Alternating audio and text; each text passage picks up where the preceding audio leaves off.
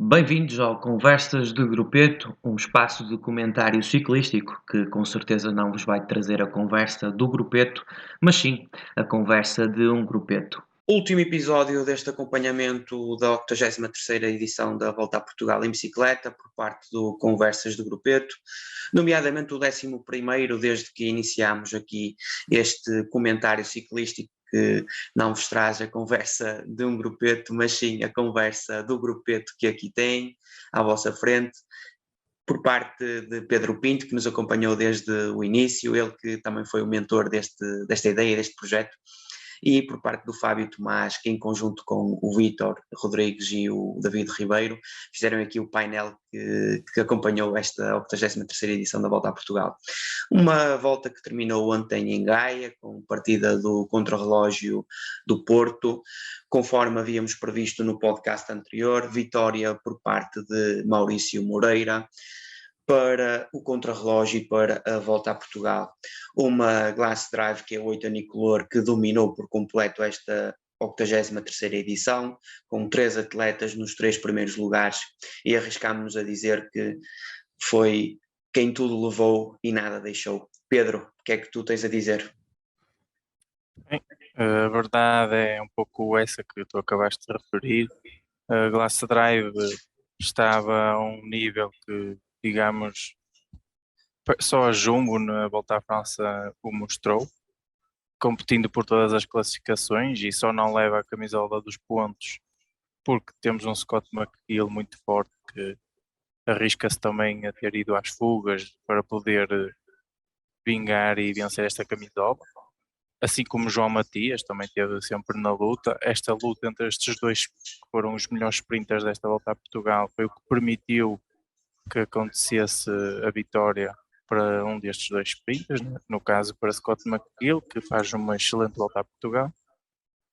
Perante uma Glass Drive assim tão forte, apenas Luís Fernandes notou-se ao longo de toda a volta consistente. Alejandro Marque teve alguns percalços, ainda assim acaba com um honroso quinto lugar que me parece que pode saber a pouco, porque os infortúnios que ele teve faz-lhe perder algum tempo e quem sabe não estaria na luta pelo pódio, que era o seu desejo, como ele mencionou, terminar no pódio a sua carreira. De resto, eu diria que das equipas portuguesas, quem sai a perder é Papel, que nem sequer consegue uma etapa, um top 10, que era o objetivo de última hora, ainda que José Azevedo tenha feito algumas declarações à imprensa que deixam que pensar, claro. A equipa tinha tudo para poder estar na discussão de uma posição melhor e, como ele refere, parece que todo o trabalho ao longo do ano não foi suficiente, ele sente que falta aí algo ou se passa aí algo. E de resto, a nível da juventude, temos dois jovens portugueses que não conseguem bater-se com Joaquim Morgheldai da Caja Rural. A Caja Rural que nos tem habituado sempre a trazer umas surpresas para aqui, sendo elas jovens, claro, que é sempre a aposta desta equipa para voltar a Portugal. E acho que é isso. Sim, é um facto, acho que lançaste bem o tema, daqui a pouco vamos pegar nesse tema das declarações de José Azevedo, bem como de Manuel Correia para a imprensa.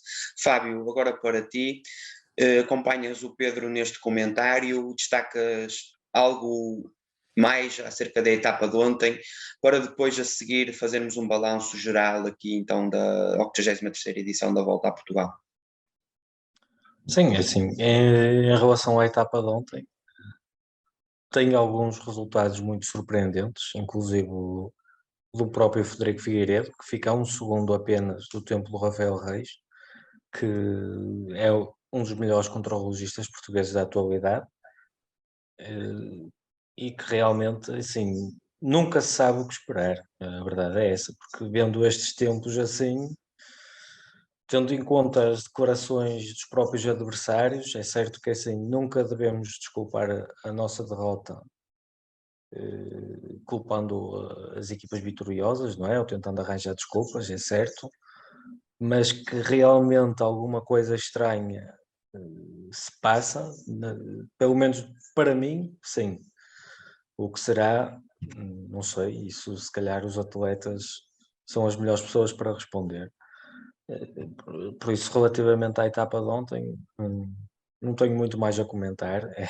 Os resultados estão à vista, cada um tira as suas próprias ilações. Em relação aos destaques, pronto, temos a camisola de verde do Scott McGill, como o Pedro falou e bem, que foi uma grande disputa entre ele e o João Matias. Para mim, foi melhor essa luta pela camisola verde do que a própria geral. Depois temos o André Cardoso, para mim também, que conseguiu um excelente top 10 para a BTF Feirense. E temos também, queria destacar também aqui a equipa da LA, que teve às portas da primeira vitória na volta a Portugal, tendo em conta estes últimos anos, não é? Porque temos vindo a ver uma renovação da equipa da LA Alumínios e com um excelente trabalho do Hernani Broco, com os jovens, e que já nos tem habituado a disputar fugas, a disputar prémios de montanha, a disputar camisolas, e este ano tiveram próximos de uma vitória numa etapa, e acho que para o ano poderá ser um ano em que a LA Alumínios e o projeto de Hernani Broco irá começar a dar realmente os frutos que eles desejam. Sim, poderá eventualmente dar o salto qualitativo que assim tanto procuram e buscam ao longo dos últimos anos desde que lançaram este projeto. Eu destacaria, vocês já entraram um pouco para uma visão mais global, não era isso bem que eu pretendia, mas já que falámos pouco do contrarrelógio de ontem, eu destacaria ainda aqui os top 10 por parte da Euskaltel Euskadi, de Torromino Juaristi, que entra e destrona o top 10 de Henrique Casemiro, que é, como aqui já foi dito, é Fapel uma das derrotadas desta volta a Portugal. E também destacaria o top 10 de Oliver Rees, ele da Trinity Racing, que veio cá com ambições. Ao final de poucos dias, toda a equipa caiu e depois ficaram um pouco perdidos para agora aparecer na parte final com apenas 2 atletas a disputar etapas. Um pelotão que teve representadas 20 nacionalidades de 18 equipas, e onde realmente espanhóis e portugueses dominaram, como tem sido a panágio desde que há memória, pelo menos na última década. Se bem que é um uruguaio radicado em Portugal que ganha esta 83ª edição da Volta a Portugal. Uma edição da Volta a Portugal que teve na Glass Drive, que é o oitanicolor, o seu joker, a sua jumbo, como dizia aí bem o Pedro, eles que dominaram por completo e com uma equipa que fazia lembrar, lá está, a Jumbo Visma e outras que dominam o panorama e a maneira de correr dos últimos anos, até no Tour, como por exemplo fazia a Ineos, subida acima para rebocar Christopher Froome ou Bradley Wiggins. Mas não é disso que aqui estamos a falar, nós já colocámos a Glass Drive, que é o oitanicolor, no seu pedestal, é lá que eles têm que estar, foram reis e senhores da volta, mas a volta deu-se com mais 17 equipas. 17 equipas que tudo tentaram fazer para melhorar a sua condição face a esta grande potência que era a Glass Drive, que é o oitanicolor. E eu gostaria agora de lançar para vós o repto por equipa, para darem os vossos destaques por equipa. E lá está, não é só de destaques que vive a volta, também têm aqui e podem introduzir os pontos negativos, que de resto alguns já foram aqui mencionados. Eu começaria então pelo Atum General Tavira, Maria Nova Hotel. Eu próprio deixo já aqui para a nossa audiência e publicamente um agradecimento especial para Alejandro Marque, ele que termina ontem a sua participação na 83ª edição da Volta a Portugal, a sua última da carreira, ele que nos habituou a disputar muito bem sempre a Volta a Portugal e é senhor de uma grande humildade, e para ele que é humilde, deixo-lhe um agradecimento pela sua carreira e que tenha tudo de bom a partir de agora naquilo que a vida e ele assim quiserem. Pedro, lanço para ti então o repto para comentares aqui a Atum General Tavira Maria Nova Hotel. Bem, a equipa do Tavira, eles estavam com as ideias de estar na discussão do pódio. Com todos os infortúnios que tiveram, eu penso que terminarem no 5º lugar acaba por ser positivo para eles, uma vez que perderam muito tempo com avarias ou até mesmo com, creio que o Marquez também está envolvido numa queda, não cair propriamente, mas acontece ali uma espécie de corte. Infelizmente foi um ano azarado para os atletas que estavam a terminar a carreira e ao final das contas, na minha opinião, o Tavira deve sair aqui de cabeça erguida, porque consegue recuperar uma posição no top 5 depois de tanto azar, que dá para satisfazer um pouco o vazio da ambição inicial que a equipa tinha. O Tavira, Fábio, que de resto mete 2 no top 10, Alejandro Marque quinto e Délio Fernandes sexto, e tem ali Manuel Duarte, ele que foi um joker aqui para o Tavira, na 12ª posição. Acreditas que Emanuel Duarte poderá ser o futuro desta equipa? Sim, acho que o futuro poderá passar por aí. Eles têm a equipa dividida um pouco, tem jovens, tem o Emanuel Duarte, tem o Rafael Lourenço, depois tem a parte mais experiente e penso que será mesmo o Emanuel Duarte, porque assim, se nós for analisar essa parte mais experiente, a nível de geral, tem apenas 2 ciclistas. Tem o Alejandro Marque, que já anunciou o final de carreira, já não correrá mais. Tem o Délio Fernandes, também que poderá correr mais 1, 2 anos, mas como vemos, acho que já não tem capacidade para discutir a geral individual e se calhar a aposta poderá ser mesmo passar para o Emanuel Duarte, porque se nós for a analisar a volta que o Emanuel Duarte fez, o tempo que ele perdeu, se nós for a ver, olha, na Torre teve que trabalhar e muito bem para os seus líderes. Na etapa, na chegada ao observatório, o Alejandro Marque teve um infortúnio do furo, o Emanuel Duarte foi ele quem parou para ceder a bicicleta. Na etapa da Senhora da Graça também trabalhou e trabalhou muito bem. Por isso acho que se calhar se lhe tivesse sido dado uma oportunidade de liderança, o top 10 acredito que fosse perfeitamente possível e quem sabe um top 5 também, não é? O ciclismo pode muita coisa acontecer, mas acho que o Emanuel Duarte será o futuro daquela equipa. Ora, revisão feita aqui então ao Tavira, passemos à Rádio Popular Paredes Boa Vista. Eles que disputaram, como já aqui foi dito, esta 83ª edição da Volta, por intermédio de Luís Fernandes. Esperava-se, se calhar, um pouco mais de Hugo Nunes na disputa do top 10 ou na disputa da montanha, mas entre trabalho para Luís Fernandes foi um pouco perdido essas aspirações e essas possibilidades. Numa Rádio Popular Paredes Boa Vista que vê terminar também aqui Tiago Machado a sua carreira, ele que iniciou a sua carreira no Boa Vista e terminou a sua carreira de ciclista profissional também no Boa Vista. Uma palavra de agradecimento também para ele que foi um dos ciclistas mais renomeados, tanto em Portugal como no estrangeiro, especialmente neste último, onde chegou a fazer moça no Tour de France, e acho que isso é de louvar e é de, digamos que, agradecer para aquilo que trouxe ao ciclismo português e tudo aquilo que fez por nós. Pedro, achas que Hugo Nunes poderia ter aqui uma palavra a dizer se não fosse o trabalho para Luís Fernandes? Muito provavelmente sim, mas temos que nos colocar na pele do professor José Santos e quando somos a única equipa que, à par da grande vitoriosa que foi a Glaça Drive, somos a única equipa que estamos na discussão. Temos um atleta que se encontra em muito boa forma e na principal etapa, digamos, tem acompanhado antes da Senhora da Graça, refiro-me, na principal etapa que foi a Torre, conseguiu acompanhar o Frederico e o Maurício Moreira. Eu creio que o Luís Fernandes aí mereceu que a equipa deveria estar 100% focada a tentar apoiá-lo. No observatório ele confirma que está bem fisicamente e que consegue trepar. Teve o infortúnio da Senhora da Graça e acaba por perder tempo, ainda que é o único na fase inicial da aceleração da Glass Drive a conseguir acompanhá-los.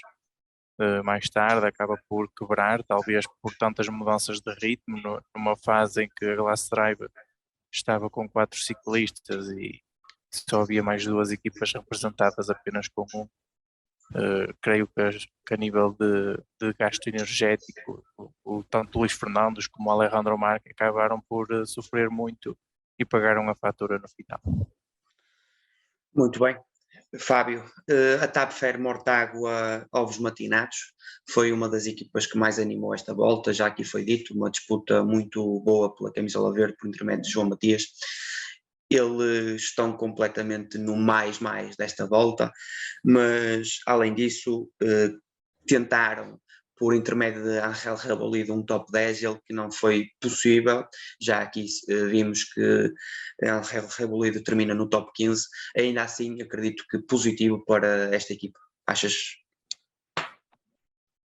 Sim, é verdade. Eu acho que a Tafer nem precisava de um top 10, como até nem aconteceu, para ser uma das melhores equipas da Volta a Portugal. As 2 vitórias do João Matias, acho que foram de enorme destaque.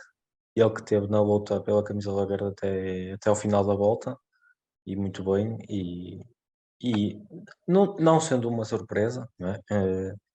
Mas foi um bom destaque, porque assim, se nós analisar as equipas portuguesas vitoriosas na Volta a Portugal, temos a Glass Drive, não é? Que levou, salvo erro, 5 etapas, e depois a TAF levou 2, por isso acho que no conjunto de 11 etapas, 7 para equipas portuguesas, 2 delas para o Mortágua, a equipa de Mortágua, acho que foi muito positivo, sim. Pedro, agora para ti, Euskaltel Euskadi, top 10, como aqui já foi dito por Torromino Juaristi, mas uma volta bem conseguida também por Acier Etzebarria, mas talvez um pouco de Juan José Lobato. Bem, eu creio que o Euskaltel mostrou que tentou por várias ocasiões tentar, acima de tudo, uma vitória da etapa. Via-se muitas ocasiões eles a juntar 2 ou 3 atletas para tentar formar uma frente de ataque. Acabaram por não conseguir nenhuma etapa. A certa altura estavam na discussão da camisola da montanha, eventualmente acabaram por desistir dessa classificação e acabam por surpreender um pouco, colocando 3 ciclistas no top 10 do contrarrelógio.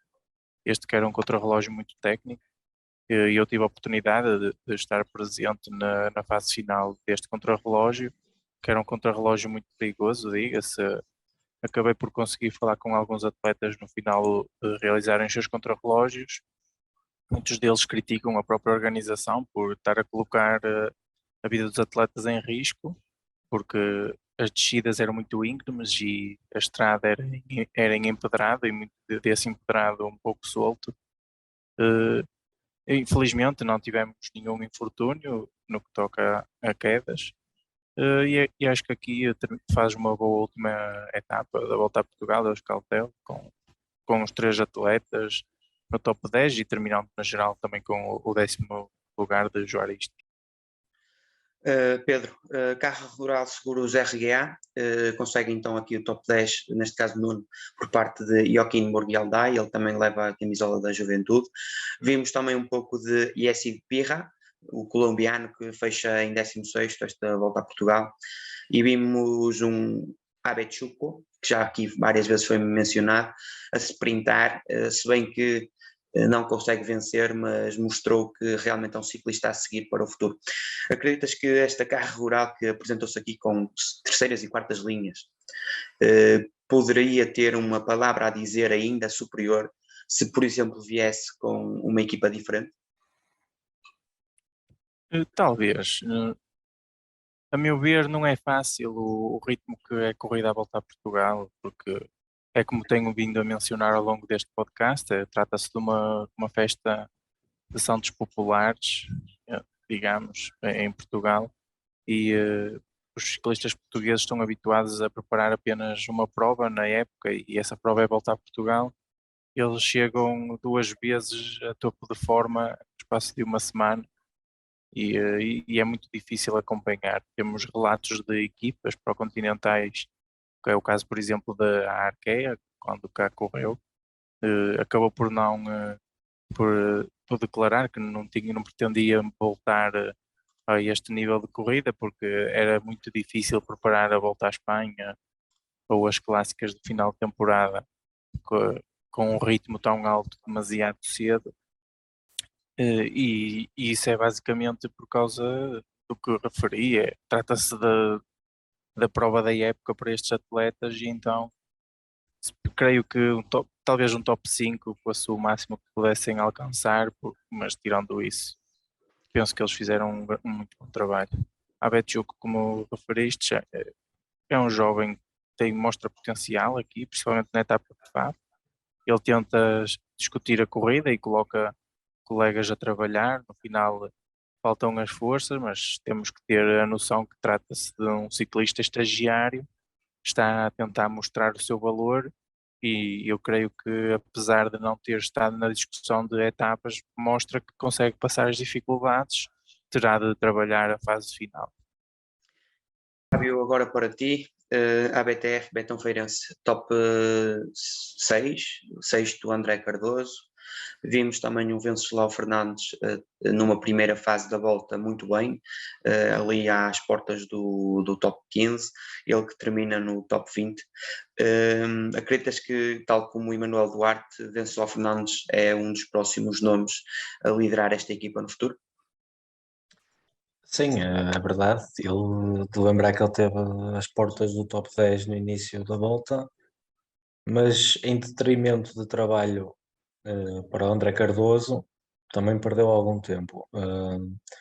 Na etapa da chegada à Braga, recordo que ele teve que esperar pelo André Cardoso.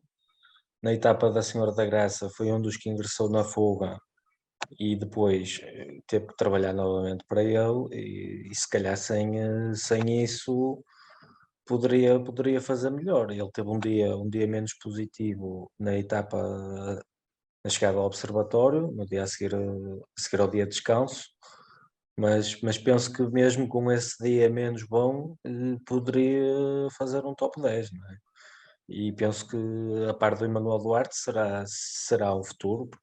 Relembro que ele também já ganhou uma volta a Portugal de sub-23, a volta a Portugal do futuro, e penso que poderá discutir futuramente a volta a Portugal. Quanto ao André Cardoso, para mim foi uma surpresa. O nível que o André Cardoso se apresentou este ano, muito superior aos anos anteriores, e ele que teve 3, 4 anos sem competir. Penso que 2 deles até teve mesmo sem treinar. Não sei se será 100% ou não.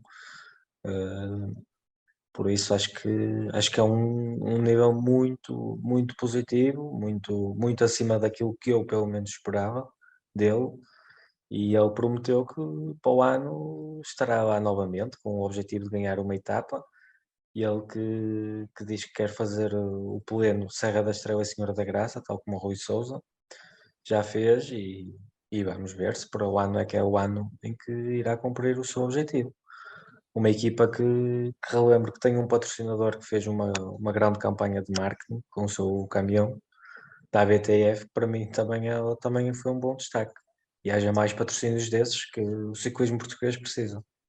Sim, sem dúvida, já aqui o havíamos mencionado, ainda bem que o relembraste. Pedro, voltando a ti, Kelly Moldes UDO, um top 15 por parte de Luís Gomes, uma vitória de etapa em Braga e um Hélder Gonçalves em segundo lugar na Juventude. Volta ganha para a Kelly? Eu diria que sim.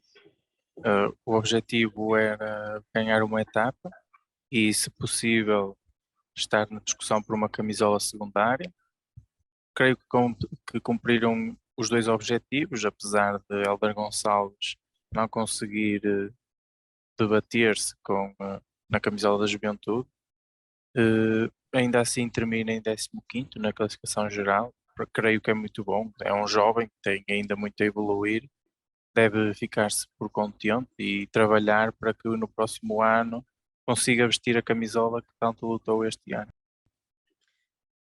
E Fábio, agora voltando a ti, à Vila do Lolotano, Lolé Conselho.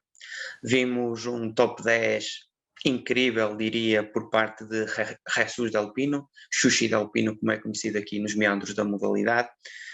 Tentativas de fuga por parte de José Mendes, um grande animador desta volta, mas um pouco Vicente Garcia de Mateus e muito pouco também de Tomás Conte para sprint. Sim, é verdade. Eu acho que mesmo o Jesus Del Pino foi o que salvou a equipa da Aviludo, porque sem este top 10 pouco vimos, tirando as tentativas de fuga e algumas fugas mesmo da parte do José Mendes. Acho que foi uma volta completamente passada ao lado, por parte da Aviludo. O Vicente Mateus já não é o Vicente Mateus de há 2, 3 anos atrás, aquele que nos habituou a disputar o top 3, a disputar etapas, ou seja ao sprint, seja em montanha. E penso que eles terão que começar a pensar noutros objetivos, talvez. Se calhar optar por ciclistas que consigam etapas. Talvez a tentativa passava também pelo Tomás Conte, não sei, também não sei o estado de forma física que ele chegou à volta, o que é certo é que passou ao lado da volta. Pensei que poderia ter capacidade para discutir uma ou outra etapa ao sprint, coisa que nem tentativa vimos. E pronto, basicamente foi mesmo este top 10 do Jesus Del Pino, um top 10 incrível. Não estava nada à espera, acho que nem eu nem ninguém. E acho que foi muito positivo para eles. Foi o único ponto positivo que eu vi nesta equipa. Sim, e as tentativas, lá está, a meu ver, de José Mendes nas fugas, a animar aqui a volta e a mostrar o patrocinador. Permanecendo contigo, Fábio, voltamos ao tema sensível aqui da volta a Portugal, FAPL Cycling, tentativa de salvamento por top 10 de Henrique Casemiro, negada por Torramino Juaristi, o anteno crono do Porto. Joaquim Silva tentou a montanha, negada por parte da Glass Drive, que é o Oitanicolor, uma volta totalmente ao lado por parte da FAPL. O que achas que pode ter falhado? Bem, isto é um assunto um bocado delicado, porque assim, se nós analisar toda a época da FAPL até o momento, a FAPL foi uma equipa que discutiu todas as corridas, com vitórias, com segundos lugares, com terceiros, e eu acho que uma equipa que discute uma época inteira de corridas e chega à volta a Portugal e não tem essa capacidade, foi isso que nós vimos, foi falta de capacidade. Dá que pensar em quê? Será que foi falta de capacidade da FAPL? Ou será que foi um extra das outras equipas? Assim, Porque eu gostaria de relembrar, e vou pegar o tema que há pouco paramos, as palavras de José Mendes à imprensa. Ele diz, José Azevedo, perdão, ele diz que os atletas fizeram um estágio, têm vindo desde o início do ano a ser medidos os valores dos mesmos e os vátios ou watts estavam lá para disputar a volta, mas para a volta não chegam. Depois vimos Manuel Correia, também ontem, à RTP, a pedir uma reflexão por parte daquilo que se tem passado no ciclismo português. E é certo que aquilo que estaria a falar Manuel Correia é os casos de possível doping nas equipas, a começar pela W52 Futebol Clube do Porto, mas também com casos pontuais na Rádio Popular Paredes Boa Vista, aqui na própria FAPL Cycling, e outros nomes que parecem que foram investigados, mas que não saíram para a imprensa, pelo menos que sejam conhecidos. Acreditas que, e aqui vou ter que também pegar nas palavras de Ruben Pereira, diretor desportivo da Glass Drive, que é o Oitanicolor, também ontem à RTP.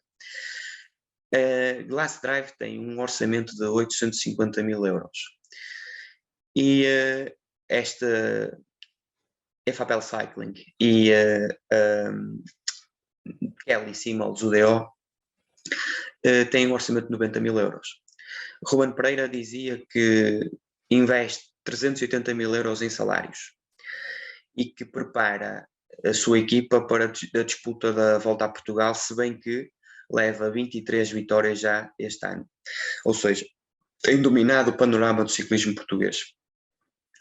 E relembro que até à Volta a Portugal a W52 Futebol Clube Porto competia.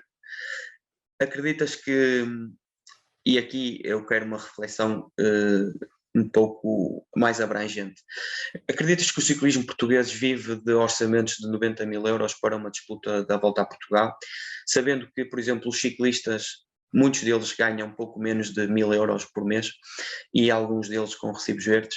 Acreditas que, para lá da reflexão que aqui é pedida, acreditas que possamos ter equipas a mais para a nossa realidade? Por exemplo, temos 10 equipas, será demasiado para o ciclismo português? Bem, eu por acaso vi essas declarações, quer do José Azevedo, do Manuel Correia e do Ruben Pereira. E eu não sei para quem é que era a boca dos 90 mil euros que o Ruben Pereira mandou. Certamente seria para uma equipa, mas não me parece que seja para a equipa da FAPEL. A equipa da FAPEL certamente terá um orçamento maior. Aliás, bem maior do que 90 mil euros. Não próximo da Glass Drive, mas bem maior. E o que eu sei é que o José Azevedo tem uma política dentro da equipa, uma política interna contra o doping. Eu sei que se nós for até a ver aquilo que se passou dias antes da volta a Portugal, o José Azevedo rescindiu o contrato, quer com o Francisco Campos, quer com o João Benta. Porquê? O José Azevedo não quer saber se está positivo, se não está positivo, se acusou, se não acusou. Basta ter uma suspeita, onde há fumo, há fogo.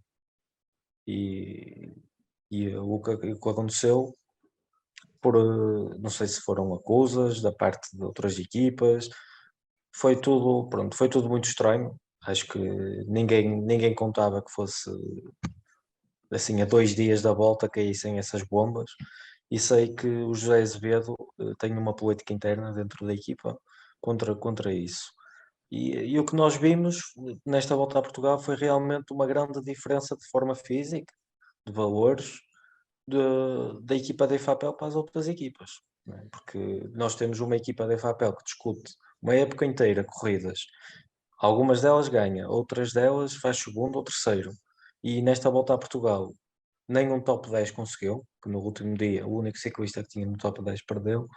Isto dá realmente que pensar, não é? E o José Azevedo fez umas declarações que vêm a comprovar isso mesmo. E se calhar é para deixar no pensamento, seja os adeptos, seja os outros diretores desportivos, seja a imprensa, que alguma coisa está errada aqui. E depois, quando temos outro diretor desportivo, como o Manuel Correia, e certamente outros que dizem a mesma coisa, dá que pensar. E acho que realmente isto de fazer primeiro, segundo e terceiro na volta a Portugal, e ter ciclistas como o Afonso Aual, que nem sequer estavam para ir à volta a Portugal, e fazem uma volta a Portugal estupenda, praticamente sempre na frente do pelotão, sempre ali para os seus líderes. Eu relembro que na etapa da Torre, se tivessem deixado o Afonso Áureo ir àquele ritmo para a Torre acima, ele chegava lá acima, chegava à Torre, lá acima sempre a puxar. Eu acho incrível como é que esse tipo de coisas como é que acontecem. O Ruben Pereira diz que a equipa dele era a única a discutir com a W52 Futebol Clube do Porto. E se a W52 Futebol Clube do Porto este ano não está, a equipa dele mostrou o seu domínio. Mas ainda assim continua a haver muita discrepância para as outras equipas. O Luís Fernandes foi o único que ficou 3 minutos e 44. 3 minutos e 44 para o quarto lugar, numa corrida de 10 dias, já é alguma coisa. E eu acho que isto temos tudo que pensar, reavaliar, e o ciclismo português, eu posso estar muito enganado, mas acho que vai bater no fundo com tudo isto que está a acontecer. Não, é certo que aquilo que tem acontecido não abona em nada a modalidade, que quem tem que refletir possa refletir e que se chegue ao bom porto que o ciclismo precisa. Continuando então aqui a nossa análise, vamos para a Bice Casal Petro de Luanda, que de pouco era esperado, mas que de muito fez, Pedro. Sim, é verdade. Vai ser casal que acaba por surpreender por intermédio de Barry Miller. Ele que declarou que ambicionava estar na discussão de um top 10 e que as más sensações e azares das primeiras etapas não o permitiram a isso. Ainda assim, ele prometeu mostrar-se regular em todas as etapas da montanha. Assim o fez e mostrou que estava em muito boa forma para esta prova. Uma Bice Casal Petro de Luanda que teve em Igor Silva, como já aqui foi dito também neste podcast, o último da volta a Portugal, mas o facto de ele terminar desenvolve e muito o ciclismo em Angola. Eles que continuem aqui a beber então esta experiência europeia e que levem tudo isto para Angola para que dentro de alguns anos não tenhamos só uma equipa angolana, mas sim várias. Fábio, agora para ti, Aliá Alumínios, Credibon, Marcos Caro. Uma quase etapa ganha por parte de Gonçalo Liaça e uma bela disputa de João Medeiros pela camisola da Juventude. Sim, é verdade. A Elia Alumínios tem sido uma equipa que já nos tem habituado às fugas, a disputar prémios de montanha, a disputar etapas, e este ano estiveram quase a conseguir, na etapa na chegada à Braga, muito bem o Gonçalo Iassa, com um excelente segundo lugar, e o João Medeiros também esteve na luta. Não considero que terá sido até ao fim, mas até quase até ao final da volta. E penso que para o ano poderá ser uma equipa a continuar a desenvolver estes jovens, que acho que é de realçar o trabalho que Hernani Broco tem feito e muito bem, que se nós reparar, é a equipa da LA, não há cá estrelas, não há cá ciclistas acima dos 27, 28 anos, é uma equipa que pega nos jovens, forma os jovens, dá oportunidade aos jovens, que é isso que é preciso aqui em Portugal, é dar oportunidade aos jovens para se desenvolverem, e o Hernani Broco tem feito isso e muito bem. Tem acompanhado, tem ajudado a evoluir esses jovens atletas com a sua experiência e tem-lhes dado a oportunidade, que é isso que falta aqui em Portugal. E tenho gostado muito de ver a LA e penso que para o ano, quem sabe, poderá ser mesmo o ano em que conseguem obter vitórias de etapas na volta a Portugal.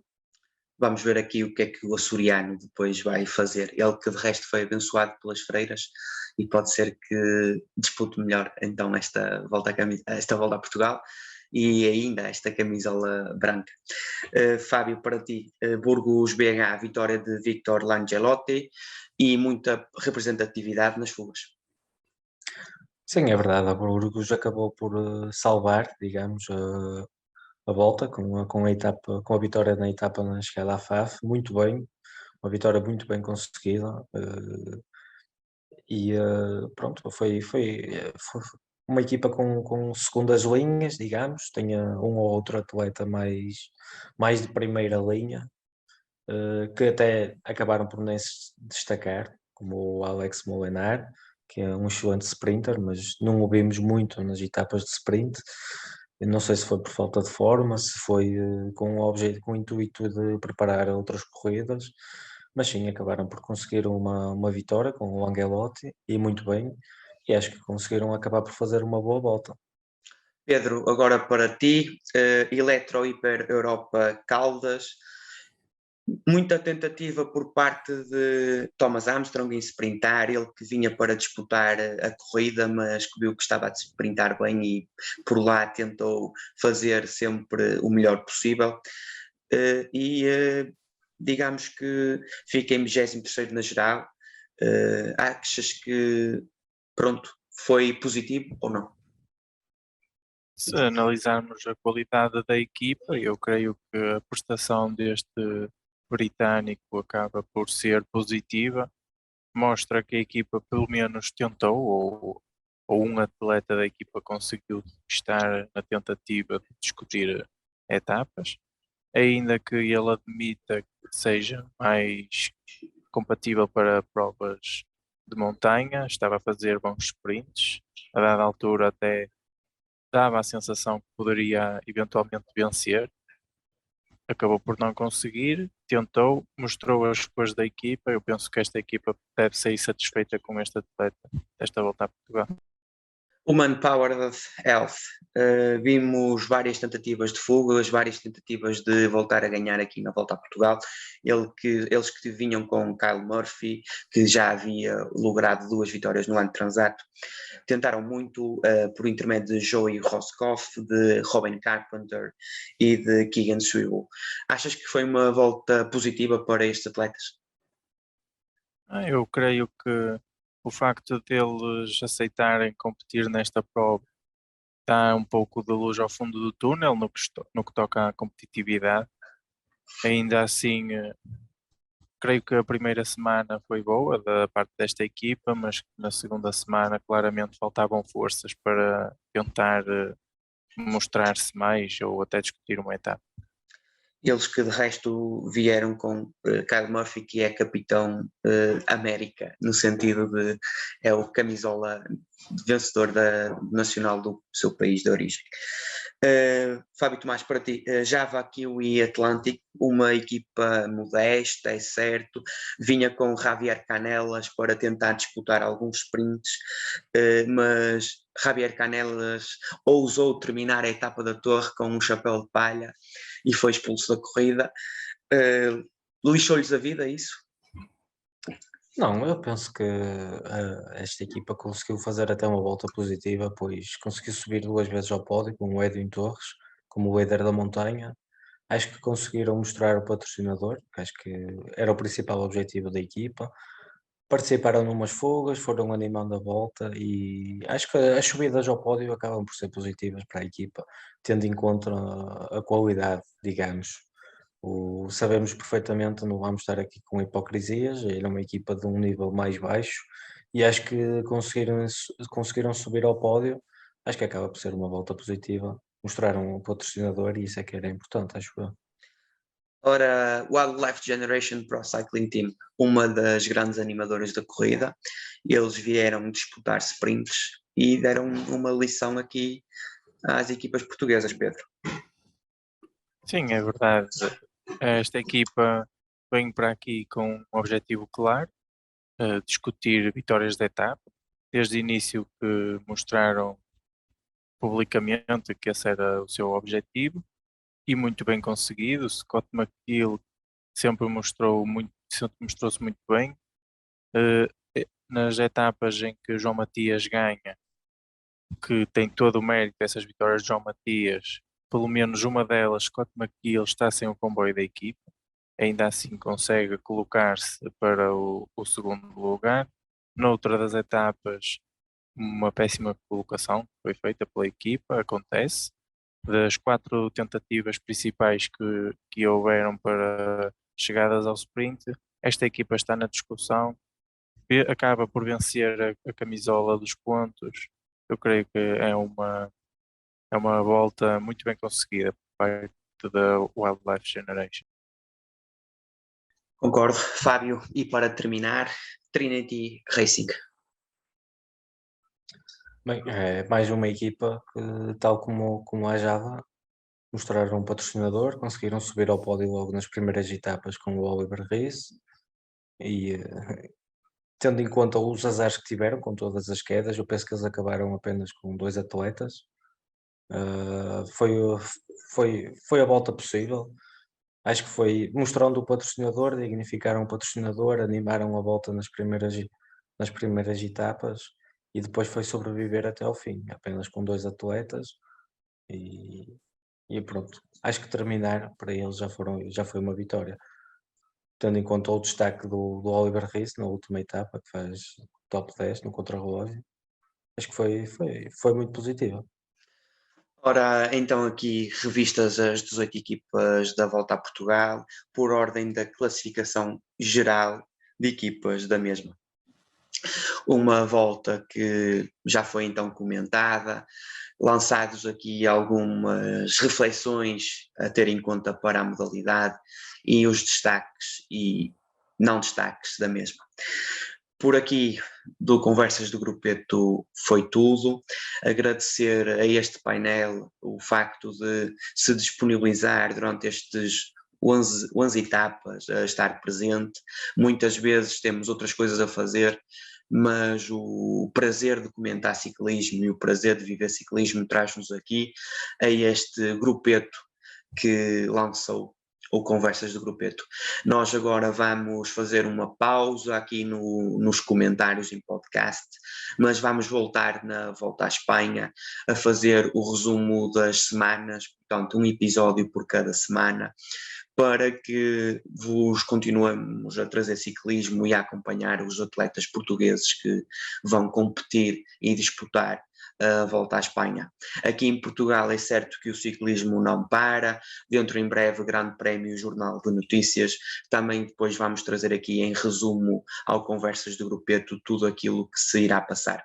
Uma corrida que de resto o Conversas do Grupeto louva acontecer, porque o Jornal de Notícias tem uma grande história com o ciclismo em Portugal e o facto de há alguns anos esta parte estar a voltar poderá querer dizer que a modalidade, que, como aqui já foi dito, poderá eventualmente vir a bater um pouco no fundo, ressuscite novamente para apanágio de todos aqueles que a idolatram e gostam dela. Por parte aqui, então, mesmo para finalizar agora do Conversas do Grupeto, agradecer a vossa atenção e fiquem por aí. Até ao próximo episódio.